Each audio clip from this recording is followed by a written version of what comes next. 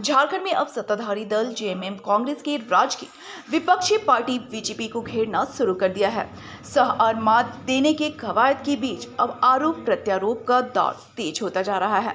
एक तरफ जहां बीजेपी प्रदेश अध्यक्ष बाबूलाल मरांडी अपनी संकल्प यात्रा के दौरान जनता के बीच जाकर राज्य की हेमंत सरकार पर सीधे निशाना साधते नजर आ रहे हैं, तो वहीं सरकार चला रही पार्टी जेएमएम और कांग्रेस की विपक्षी पार्टी बीजेपी के साथ साथ बाबूलाल मरांडी को घेरा है।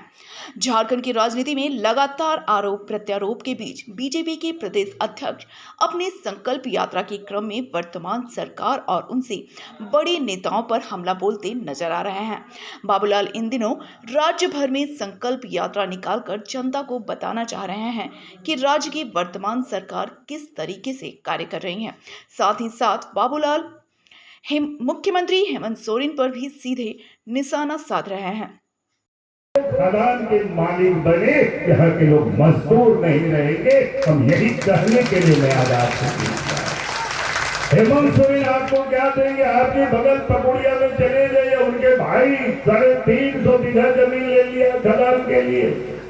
कहीं उनके प्रेस सलाहकार है, कहीं उनके प्रतिनिधि है, कहीं प्रतिनिधि के पत्नी को खदान मिला है और आदिवासी की राजनीति करते हैं। यहाँ के आदिवासियों को कोई नसीब नहीं, यहाँ के आदिवासियों को दिया ही नहीं। हमने तो कहा कि जब हम मुख्यमंत्री थे तो बस की मालिक बना दिए थे, दोबारा फिर सरकार बना देना बीजेपी की तो मैं आपको खदान के भी मालिक में बना दूंगा। यही मैं कहने के लिए आया, यही निवेदन करने के लिए आया। बाबूलाल के इस तरह के बयानों के सामने आते ही सत्ताधारी दल जेएमएम और कांग्रेस ने भी बीजेपी के साथ साथ बाबूलाल मरांडी पर भी निशाना साधा है। जेएमएम महासचिव सुप्रीमो भट्टाचार्य और कांग्रेस की प्रवक्ता राकेश सिन्हा ने सीधे तौर पर बाबूलाल पर निशाना साधते हुए कुछ आरोप भी लगाए हैं। उसी विषय में आप लोगों से बात करनी थी। 2005 ईस्वी के नवंबर महीने के 25 तारीख को एक कंपनी रजिस्टर्ड होती है, Santhal Pargana builders private limited. ये कागज आपको हम दे देंगे। कंपनी का रजिस्ट्रेशन नंबर है 011765। इसका जो एड्रेस है वो है first floor, plot number D2, MIG Harmu housing colony, Harmu, Ranchi, Jharkhand 12, India. इसमें 3 डायरेक्टर होते हैं। एक रामिया मरांडी जो सुपुत्र हैं स्वर्गीय छोटू मरांडी जी का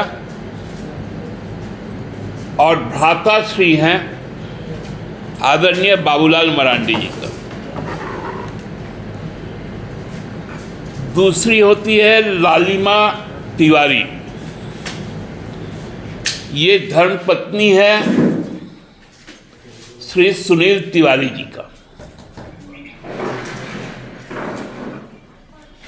और एक मेहिजाम जामताड़ा के योगेंद्र तिवारी होते हैं।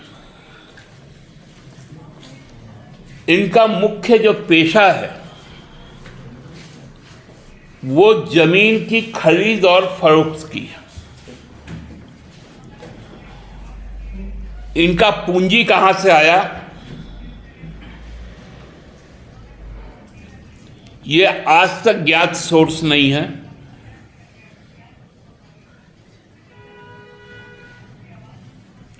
केवल संथाल परगना में ही करोड़ों रुपए से ज्यादा की जमीन खरीदी गई, कई सौ एकड़ जमीन खरीदी गई, पूरे राज्य में खरीदी जा रही, जो आज भी एग्जिस्टेंस है।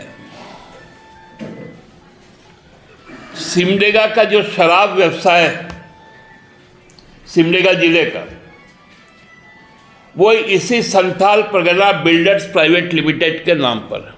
उसी दिन से इस सरकार को कैसे हम अपदस्थ करें, कैसे हम इस सरकार को डिस्टर्ब करें, भारतीय जनता पार्टी का खेल शुरू हो चुका था। आप देखे होंगे कि इस राज्य में ऑपरेशन लोटस चलाया गया।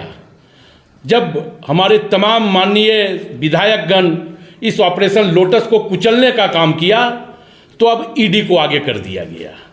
अब ईडी इस राज्य में ही नहीं बल्कि उन राज्यों में जो गैर भाजपा शासित राज्य हैं, अमित शाह जी का और पूरी भारतीय जनता पार्टी का इलेक्शन मैनेजमेंट डिपार्टमेंट के रूप में काम कर रही है। तो अगर ईडी पूरी भारतीय जनता पार्टी का इलेक्शन मैनेजमेंट डिपार्टमेंट के रूप में अगर काम कर रही है तो स्वाभाविक तौर पे इस देश की और इस राज्य की जागरूक जनता इस बात से वाकिफ भी हो रही है। और हमें लगता है कि बाबूलाल जी का जहाँ तक हम सवाल करें तो बाबूलाल जी भारतीय जनता पार्टी में एक आयातित नेता के रूप में जाने जाते हैं, और जो आयातित नेता हो वो अपनी पार्टी में स्थापित होने के लिए इस प्रकार का अनगढ़ बयान भी देते रहते हैं। क्योंकि कभी बाबूलाल जी ने कहा था कि हम कुतुब मीनार से कूद जाएंगे लेकिन भाजपा में नहीं जाएंगे। वैसे झारखंड की राजनीति में राजनीतिक वार पलटवार लंबे समय से चलता आ रहा है, लेकिन अब राजनीतिक वार पलटवार सिर्फ नहीं रहकर व्यक्तिगत वार पलटवार के रूप में देखा जा रहा है। आने वाले 2024 में लोकसभा और विधानसभा दोनों के चुनाव होने वाले हैं, जिस पर तमाम राजनीतिक दलों की नज़र है। लेकिन इस बार पलटवार पर आम लोगों भी बारीक नज़र पड़ रही है, जो आने वाले चुनाव में बड़ी भूमिका अदा कर सकेंगे। ब्यूरो रिपोर्ट, सबरंग समाचार।